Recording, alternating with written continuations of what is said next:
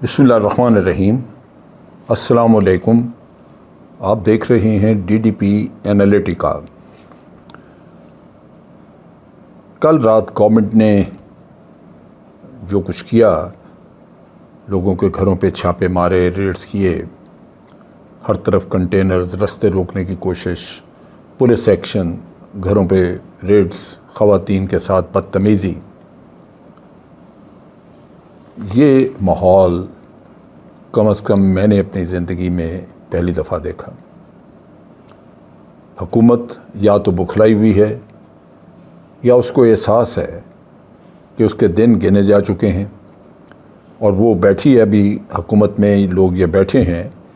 पाकिस्तान के अवाम की मर्ज़ी के ख़िलाफ़ और एक गैर कानूनी अमल के तहत। पंजाब की हुकूमत के बारे में तो बड़ा वाज़ेह तौर पे जो हमारे कानूनी माहिरीन हैं, ख़ास तौर पे एतजाज़ हसन साहब का पॉइंट ऑफ व्यू अगर सुने तो वो ये कहते हैं कि पंजाब की हुकूमत ग़ालिबन बनी ही नहीं। ये नहीं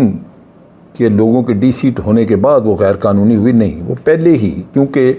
सुप्रीम कोर्ट के अहकामात के मुताबिक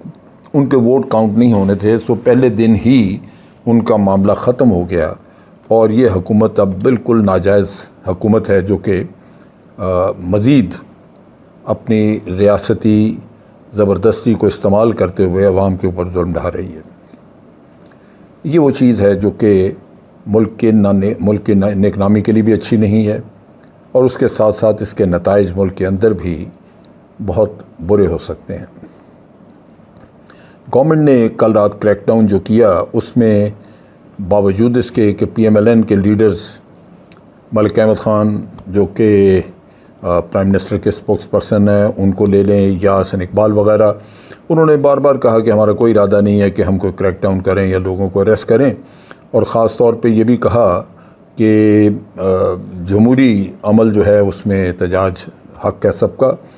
और अगर वो जमहूरी अमल जो है या हक़ जो इस्तेमाल करने का तरीका है वो अगर जमहूरी हो और पुरअमन हो तो सवाल ही पैदा नहीं होता कि किसी को कुछ कहा जाए। लेकिन यहाँ तो अभी एहतजाज शुरू ही नहीं हुआ और लोगों को घरों से पकड़ के इन्होंने बंद करना शुरू किया और इतनी यकीन दहानियों के बावजूद ये इस तरह का अमल किया जहाँ आज पूरे मुल्क में कोहराम मचा हुआ था। सिंध में भी पीपल्स पार्टी की गवर्नमेंट ने रेड्स तो इस तरह नहीं किए, लेकिन उनकी हैरेसमेंट की, वर्कर्स की, उनके लिए रास्ते बंद किए। लेकिन पंजाब में तो हद हो गई। जो रेड्स वगैरह किए गए उनमें आप देखिए कि ख़ास तौर पे जो रिपोर्ट्स हमें मिली उसमें हमाद रज़ा जो पुराने वज़ीर हैं PTI के, उनके घर पे हुआ रेड हुआ, लाल हवेली शेख रशीद के घर पे हुआ, इसी तरह फ़याज़ुल हसन चौहान के घर पे रेड किया गया, एजाज़ खान जादी के घर पे रेड किया गया रावलपिंडी में, और फिर फवाद चौधरी कहते हैं कि उनके घर के ऊपर भी पुलिस भेजी गई। इसी तरह आप देखिए कि कराची में भी लोगों को उनकी हैरेसमेंट वगैरह हुई। लेकिन सबसे ज़्यादा घिनौना काम लाहौर में हुआ, जहाँ मोहतरमा नासरा इकबाल जो कि जस्टिस नासरा इकबाल हैं, जस्टिस जावेद इकबाल की बेगम और वलीद इकबाल की वालदा, उनकी बड़ी बेइज्जती की गई, उनके घर पे रेड किया गया। और भी एक्स सर्विसमैन जो फ़ौजी हमारे भाई हैं उनके घरों पे भी रेड किए गए और बदकिस्मती से एक जगह पे एक सिपाही भी शहीद हुआ। अब ये जो उस बेचारे का तो कोई कसूर नहीं लाजमन, लेकिन जो उससे काम करवाने वाले थे लोग, वो इस कत्ल के ज़िम्मेदार हैं। मैं कतन उसको मेजर सज्जाद जो कि जिनके ऊपर इल्ज़ाम है, जिनको पुलिस ने अरेस्ट किया है, मैं उनको मोरद इल्ज़ाम नहीं ठहराता। आधी रात को आप किसी के भी घर में अगर इसी तरह दीवार फलांग के अंदर जाएं तो उसको क्या पता कि ये पुलिस आ गई या कोई, और वो भी सिविल कपड़ों में आदमी हो, तो मेरा ख्याल है, और यूनिफॉर्म में भी हो, तो कोई बर्दाश्त नहीं करता कि उसके घर की दीवार फलांग के इस तरह अंदर आया जाए। आपके पास वारंट होना चाहिए, आपके पास तरीका पूरा जो सिखाया जाता है, पढ़ाया जाता है, वो आपको करना चाहिए। और अब आपने उस आदमी को جن کے گھر آپ جا کے یہ غیر قانونی حرکت کی ہے اس کے اوپر قتل کا مقدمہ بنا دیا ہے، جو کہ غلط ہے، اور لازماً اس کی وجہ سے پروٹیسٹ ہوگی اور وہ آدمی اپنا کیس لڑے گا کہ اس کے گھر پہ اس طرح آ کے غلط قسم کا کام کیا، دیوار پھلانگ کے دروازہ توڑ کے اندر آئے اور سول کپڑوں میں، اور پھر توقع یہ کی کہ کوئی ان کو ویلکم کرے گا۔ سو یہ بھی ایک بڑا غلط کام ہوا، اور عمران خان نے بھی اس کا نوٹس لیا اور انہوں نے کہا کہ دیکھیے میرے دور حکومت میں پیپلز پارٹی نے لانگ مارچ کی، پی ایم ایل این نے مارچ کی، اس کے علاوہ جے یو آئی نے مارچ اور دھرنے کیے، لیکن کسی بھی جگہ پہ کوئی پکڑ دھکڑ ایسی نہیں ہوئی جس سے یہ کوئی کہہ سکے کہ جی ہم نے کسی کے راستے میں رکاوٹ بننے کی کوشش کی ہے۔ میں سمجھتا ہوں یہ جمہوری عمل تھا، انہوں نے جمہوری طریقہ اختیار کیا، لیکن آج کی حکومت چونکہ ایک ناجائز حکومت ہے اور ہے بھی کرپشن کے نتیجے میں بنی ہوئی، جن لوگوں کے اپنے مقاصد ہیں اپنے کرپشن کے کیسز ختم کرنے کے، وہ بیٹھے ہوئے ہیں، اور وہ اسی طرح لوگوں کو خرید و فروخت کر کے تو ایک نو کانفیڈنس کا ڈرامہ رچا کے حکومت میں آ گئے، وہ آج ہر طرح کا غیر قانونی کام کرنے کو تیار ہیں۔ بہت ساری ہمیں اطلاعات جو مجھے مختلف سورسز سے پتہ چلا کہ کل یعنی منڈے کی رات کو ماڈل ٹاؤن میں لاہور میں میٹنگ کی گئی، جو کہ حمزہ شہباز اس میں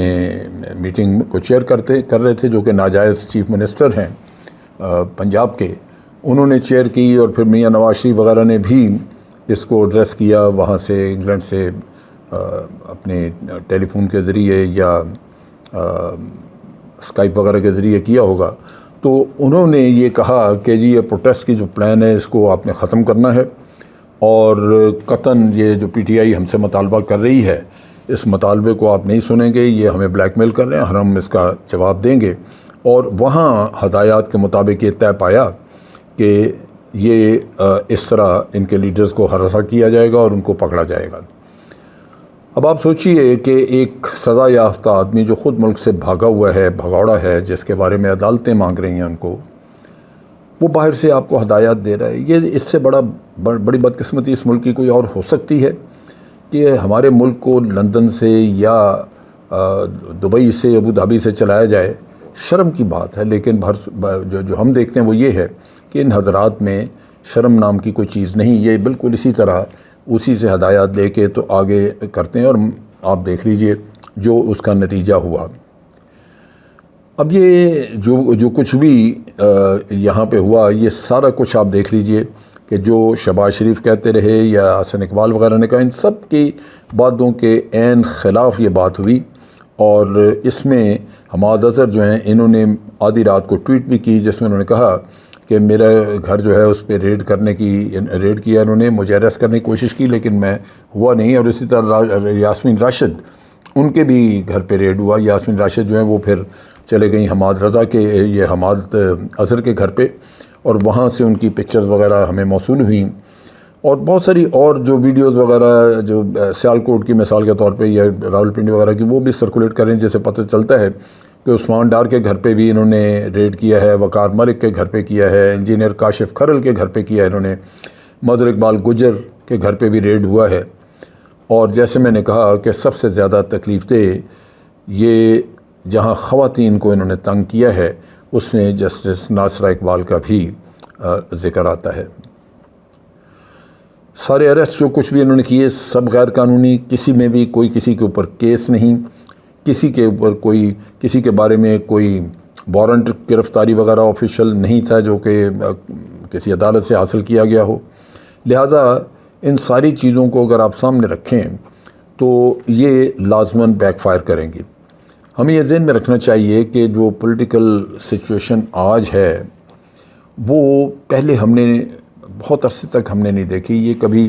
ذوالفقار علی بھٹو کی جو موومنٹ ایوب خان کے خلاف تھی، اس وقت یہ چیزیں ہم نے دیکھی تھیں، اور آج صورتحال جو ہے وہ مختلف ہے۔ میں نے پہلے بھی کئی دفعہ کہا کہ عوام اس دفعہ ڈٹرمنڈ ہے۔ عوام سمجھتے ہیں کہ عمران خان نے ان کو ایک آزادی کا رستہ دکھایا ہے، ان کے اندر ایک شعور پیدا کیا ہے، اور وہ اس کی سیاست سے بے شک اختلاف کرتے ہوں، لیکن جو اس نے ایک آزاد آپ کو فضا دینے کی کوشش کی ہے، اس سے کسی کو بھی کوئی اختلاف نہیں، اور سب چاہتے ہیں کہ اس پہ ساتھ دیا جائے۔ اب اگر عوام کی اتنی بڑی تعداد یہ خواہش رکھتی ہے، جو کہ میرا اپنا خیال ہے، جو میں مختلف سروے دیکھتا ہوں، اس میں 90% کے قریب لوگ جو ہیں وہ اس چیز سے متفق ہیں، جو شعور دیا جا رہا ہے عمران خان کی طرف سے، تو وہ لازماً اس موقع سے فائدہ بھی اٹھانا چاہتے ہیں۔ لہٰذا اس حکومت کو یہ سوچنا چاہیے کہ یہ کوئی بھی جو کچھ یہ کر رہے ہیں، یہ وہ نہیں ہے کہ یہ سمجھیں کہ ہم عمران خان کی سیاست کو ناکام کر رہے ہیں۔ در حقیقت یہ عوام کی خواہشات کو کچل رہے ہیں، اور وہ کچلی نہیں جا سکیں گے۔ جب عوام بہت بڑی تعداد میں ایک خواہش کرتے ہیں تو آپ اس کو ختم نہیں کر سکتے، اور کریں گے تو وقتی طور پہ ہو بھی جائے گی، لیکن بالآخر اٹھے گی، اور اس کے ساتھ ساتھ جو پی ایم ایل این کی تھوڑی بہت بھی 5-7%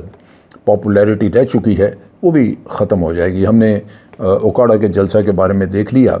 کہ پی ایم ایل این کو اب میرا خیال ہے لوگ بڑا کم ہے جو کہ ان کا منہ دیکھنا چاہتے ہیں۔ نتیجہ یہ کہ اگر تھوڑی بہت کوئی یہاں پہ ہے بھی ان کی اب کہہ لیجئے کہ پاپولیرٹی، یا لوگ ان کی طرف دیکھنا چاہتے ہیں، تو وہ بھی ان سے متنفر ہو جائیں گے ان حربوں کی وجہ سے۔ مختلف جرنلسٹ نے، اور یہ امبرین قریشی ہیں جو کہ چیئرپرسن ہیں نیشنل ویمن لائر سوسائٹی کی، انہوں نے بھی اس کو کنڈیم کیا ہے، ان کے سیکشن کو۔ پھر اسی طرح محترمہ جو ہمارے پیپلز پارٹی کی بعض خواتین، انہوں نے بھی اس کو، نفیسہ شاہ ہیں خاص طور پہ، انہوں نے اس چیز کو کنڈیم کیا ہے کہ یہ کوئی طریقہ نہیں ہے، یہ کوئی جمہوری طریقہ نہیں جو انہوں نے کیا ہے۔ اور پھر میں سوال کرتا ہوں کہ جب بھی مریم نواز کے ساتھ چھوٹا موٹا کوئی واقعہ ہوتا ہے تو یہ خبیث جو ہمیں اپنے آپ کی ہیومن رائٹس کے کہتے ہیں کہ جی ہم ہیومن رائٹس کے علم بردار ہیں، اور ہیومن رائٹس کمیشن ہے، اور یہ ہے اور وہ ہے، یہ فراڈ کدھر ہیں؟ یہ حضرات جو ہیں آج کدھر ہیں؟ جب عمران خان کے خلاف اس مولوی نے اس کی ماں اور پتہ نہیں کس کس کے اوپر تہمتیں لگائیں، تو ہیومن رائٹس والے کہاں مرے ہوئے تھے؟ عمران خان نے تو صرف اتنا کہا تھا کہ میرا نام بار بار مریم لیتی ہے، اس کا خاوند ناراض ہو جائے، تو اس پہ ہیومن رائٹس والے جو ہیں وہ ان کی چیخیں نکل گئیں۔ ان چیزوں سے نظر آتا نا کہ ہیومن رائٹس والے جو ہیں وہ بھی یہاں پہ کسی کے اعلیٰ کار ہیں، لہٰذا ان کی کہیں بھی بات پہ تھوکنا چاہیے، کبھی بھی ان کی کہیں بھی بات پہ یقین اور اعتماد نہیں کرنا چاہیے، کیونکہ جو بکے ہوئے ہیں وہ بکے ہوئے ہیں۔ So human right watch Pakistan میں بکی ہوئی ایک آرگنائزیشن ہے جو ذاتی مفادات کے لیے کسی ایک پولیٹیکل پارٹی کا یا کسی دو پولیٹیکل پارٹیز کا ساتھ دے رہی ہے اپنے ذاتی مفادات حاصل کرنے کے لیے، اور یہی چیز ہمیں واضح نظر آئی ہے کہ اب خواتین کی بے عزتی ہوئی ہر جگہ پہ، ہر گھر میں، اور یہ ہیومن رائٹس والوں میں سے کسی نے ایک لفظ نہیں بولا، تو ان کا چہرہ جو غلیظ اور کالا چہرہ ہے وہ بھی آپ کے سامنے آ گیا۔ باقی یہ کہ یہ جو صورتحال بھی پیدا ہوئی ہے، اس سے نقصان بہت ہوا ملک کا۔ ایک تو یہ کہ انہوں نے بلا وجہ یہ سارا قرآن مچا کے ملک کے حالات خراب کر دیے، اس سے لا اینڈ آرڈر کی سچویشن یعنی بدامنی پیدا ہونے کے خدشات پہلے کی نسبت بہت زیادہ ہیں، اور لازماً یہ بدامنی ہوگی اگر لوگوں کے ساتھ زبردستی کرنے کی کوشش کریں گے تو لوگ ڈٹرمنڈ ہیں، وہ ان کا مقابلہ کریں گے، اس سے لازماً حالات بگڑیں گے۔ اور اس کے ساتھ ساتھ یہ ہے کہ اگر یہ چیز کنٹینیو کرتی ہے تو اکانومی کا تو پہلے ہی ستیہ ناس ہے۔ یہ جس دن سے یہ منحوس حکومت آئی ہے، انہوں نے اکانومی کو بالکل توجہ نہیں دی، بلکہ پچھلوں پہ الزام لگاتے رہے، اور ڈالر بھی ہاتھ سے نکل گیا، اسٹاک ایکسچینج بھی بیٹھ گیا، سب تباہی مچ گئی، اور پھر مزید تباہی اب ان کاموں کی وجہ سے ہوگی۔ آپ سوچئے کہ کیسے آپ اس اکانومی کو ریکور کیسے کریں گے؟ اس میں تو پہلے سکت اتنی نہیں تھی،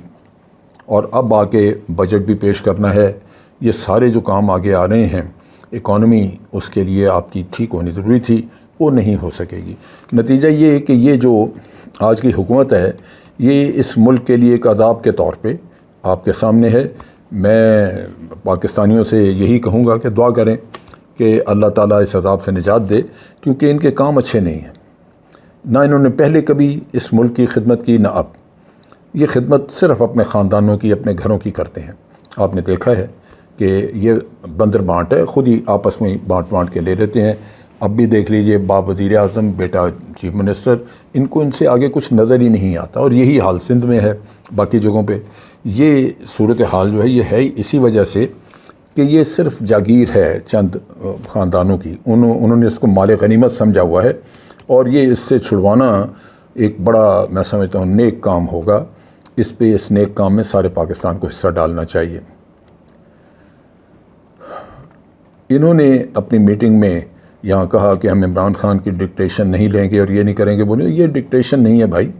یہ صرف اور صرف پاکستان کے عوام کی خواہش ہے، جو آپ نے جس کے سامنے ہر کسی کو اپنا سر جھکانا ہوگا۔ یہ حق ہے عوام کا، اور عوام اس کو حاصل کر کے دم دیں گے۔ آج کے لیے اتنا ہی۔ افواج پاکستان زندہ باد، پاکستان پائندہ باد۔